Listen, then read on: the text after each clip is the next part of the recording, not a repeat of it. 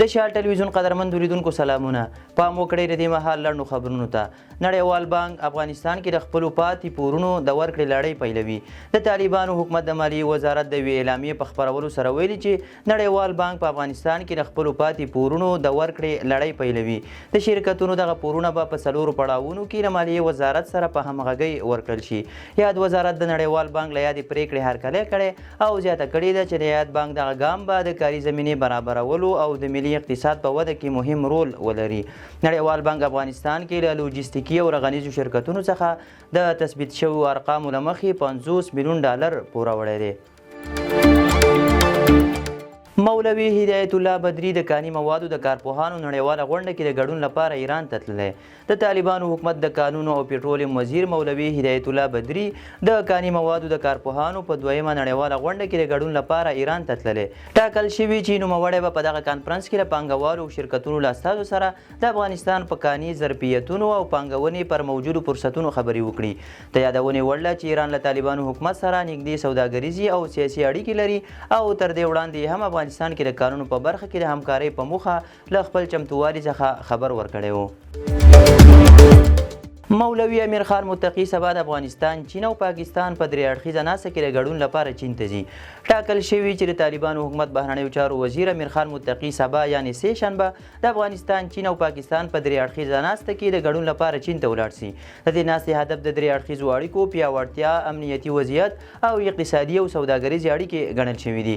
پاکستاني رسنیو راپور ورکړی چې د دغه هیواد لومړي وزیر مرستیال او د بهرنیو چارو وزیر اسحاق ډار هم د یوه پلاوي په مشرۍ نن بیجینګ ته روان شوی دی څو د سیمې سولې او ثبات په اړه بحث کې ګډون وکړي. له دې وړاندې د مې په 10مه په کابل کې د افغانستان، پاکستان او چین لومړی 3 اړخیزه ناسته هم ترسره شوې وه چې موخه یې امنیت او ثبات و. بروکسل کې د افغانستان د کړکېچ په تړاو د اروپا 4م بشري فورم پیل شو. د افغانستان د کړکېچ په تړاو د اروپا 4م بشري فورم نن د مې په 19مه په بروکسل کې پیل شو چې 2 ورځې به دوام وکړي. په اعلامیه کې راغلي چې د سږني فورم اصلي تمرکز د افغانستان د روان بحران پر اساسي عواملو او همداراز د هغو نوښتګرو حل لارو پر څېړنې دی چې د سیمه ییزې همکارۍ له لارې ترسره کیدی شي. د فورم په ترڅ کې د 15 نړیوالو بشري سازمانونو او غیر دولتي مؤسسو لخوا له اروپایي مشرانو غوښتل شوي چې د افغان کډوالو لپاره د ژغورنې لارې برابرې کړي. دوی همداراز د بیا میشتېدو ځانګړي پروګرامونو، د کورنۍ یوځای کولو، بشري ویزو، ټولنیزو ملاتړونو او تعلیمي او کاري ویزو له لارې د افغانانو د خوندیتوب غوښتنه هم کړې ده. جاپان د 2026 کال لپاره افغان زده کوونکو د تعلیمي بورسیې ورکوي. کابل کې د جاپان سفارت وایي چې د 2026 تعلیمي کال بورسیو لپاره هغو افغان زده کوونکو ته د غوښتنلیک د استولو لړۍ پیل شوي چې غواړي د څېړنیزو پروګرامونو په برخه کې لوړې زده کړې وکړي.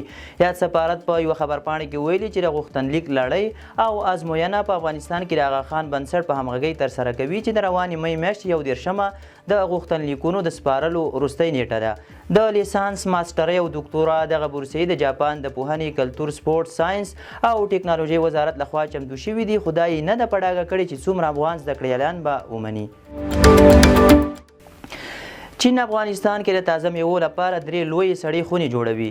د کرنې، اوبو لګولو او مالدارۍ وزارت وایي چې چین په افغانستان کې د تازه میوو ساتنې لپاره 3 سترې او معیاري سړې خونې جوړوي.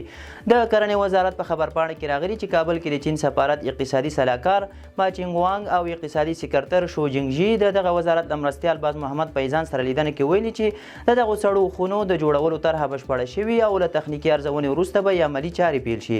د کرنې وزارت مرستیال بیا د چین د دې ګام ستاینه کړې او د یادو پروژو د تطبیق په برخه کې د هر راز همکارۍ ډاډ ورکړی دی. د احصایې او معلوماتو ملي اداره د افغان کډوالو د تثبیت لپاره ایران ته یو پلاوی استوي. یادې ادارې د یکشنبې په ورځ پر خپل ایکس پاڼې لیکلي چې په ایران کې د افغان کډوالو د هویت د تثبیت لپاره د کاري پلاوي استولو په موخه د بهرنیو چارو، کډوالو بیرته ستنېدونکو چارو او مالیې وزارتونو استازو ګډه ناسته کړې ده. د یادې ادارې د مسؤلینو په وینا چې په ایران کې افغان کډوالو ته د اسانتیا په موخه د هویت تثبیت او د نفوسو د احوالو اړوند خدمتونه وړاندې کول یې له لومړیتوبونو څخه دي.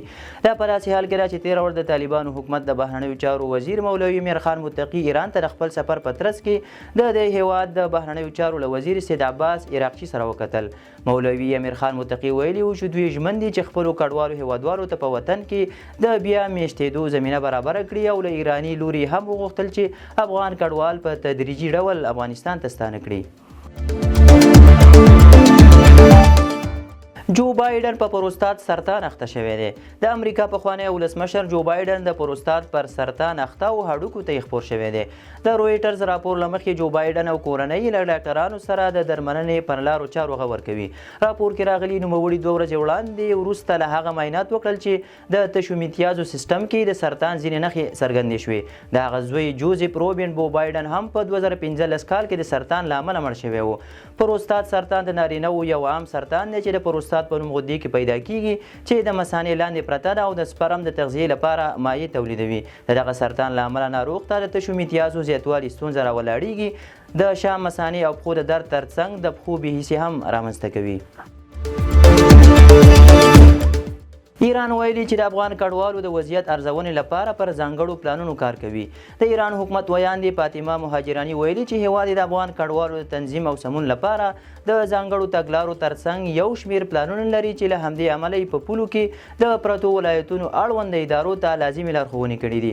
هغې زیاته کړه د قانوني او غیر قانوني کډوالو ترمنځ توپیر شته. اوس مهال افغان کډوالو حضور ارزول کیږي. د ایرنا خبري اجانس راپور له مخې د کډوالو مدیریت دا مهال د ایران د کورنیو چارو وزارت د کاري لومړیتوبونو څخه دی.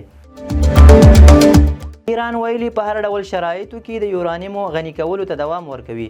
په داسې حال کې چې د منځني ختیځ په چارو کې د امریکا ځانګړي استازي سټیف ویټکاپ رسنیو ته ویلي چې له ایران سره په هر ډول تړون کې باید دغه هیواد د یورانیمو غني کول بند کړي. هغه ویلي چې امریکا د یورانیمو د غني کولو لپاره ډېر روښانه سره کرښه لري او ایران ته د یورانیمو د غني کولو اجازه نه ورکوي. بلخوا عراقچي د سټیف ویټکاپ یادې څرګندونې له حقایقو څخه لرې بللي او په وینا یې که امریکا رښتیا دا غواړي چې ایران اتومي وسلو ته لاسرسی ونه لري نو پر دې اړه توافق ته لاسرسی ممکن دی او ایران ورسره مذاکراتو ته چمتو دی. هغه ویلي چې هیواد به یې په هر ډول شرایطو کې د یورانیمو غني کولو ته دوام ورکړي. اسرائیل غزې ته د محدودو خوراکي توکو د داخلېدو اجازه ورکړه. د اسرائیل لومړي وزیر بنیامین نتنیاهو دفتر اعلان وکړ چې اسرائیل له غزې محاصره کمه کړې ده او محدود مقدار خوراکي توکو ته د داخلېدو اجازه ورکړي. یا دفتر ویلي چې دا پریکړه په غزه کې د لوږې د ناورین د مخنیوي په موخه کړې ده. اسرائیل چې د روان کال له مارچ میاشتې راهیسې غزې ته د بشري مرستو د داخلېدو مخه نیولې د پراخ نړیوال فشار لاندې راغلي دي.